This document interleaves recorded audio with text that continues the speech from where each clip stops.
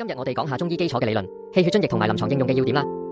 首先，我哋嚟講下氣血津液，話明佢哋嘅基本概念同埋陰陽屬性。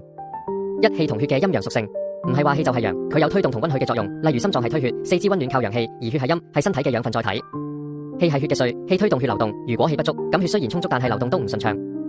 二、津液嘅本質，津液喺水谷代謝後嘅精華物質，唔係一般嘅飲水，包括口水、關節液同埋黏液狀分泌物，有滋養作用。津液嘅代謝依賴腎主水功能，腎好似係蒸飯咁，將水液化為水蒸氣循環，然後肺係封頂，冷凝後再往下行。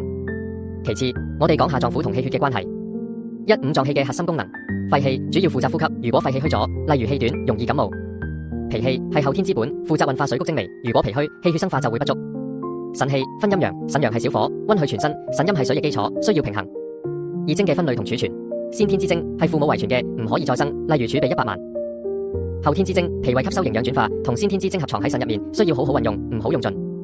今日分享到咁多先，下次見。